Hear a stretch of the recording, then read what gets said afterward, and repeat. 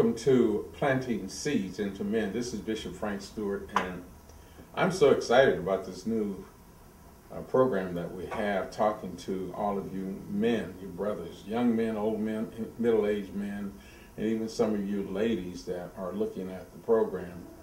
The whole objective is to share a good word to the men.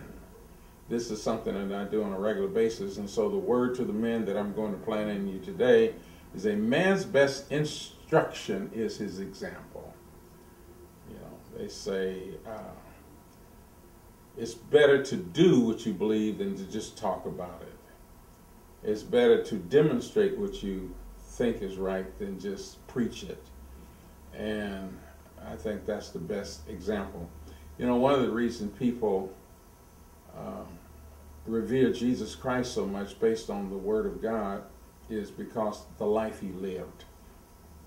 And most of you, I would say the thing that you love about most of your mentors or parents is what you saw them do. It wasn't that your parents were perfect, but most good parents at least are going to try to be a good example before you are, while you are around them. And so that's what you see of them, is the example that they demonstrated, and that carries more weight than what they say.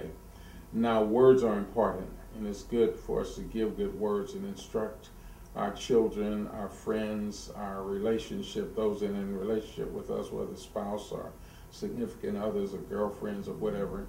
Words are important, but the best part of your words is when you do it.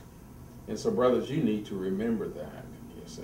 And that's why so often people are strained in a relationship with a man, and anybody else, but we're talking to men now, is because men may say one thing and they demonstrate a whole different lifestyle.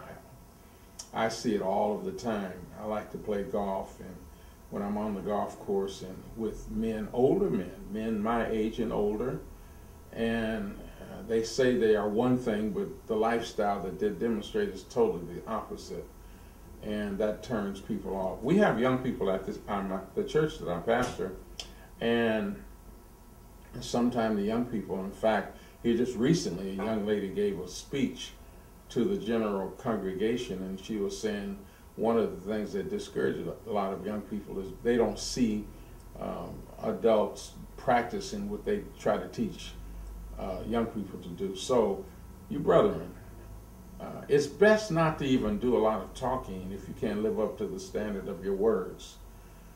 It's because that's important.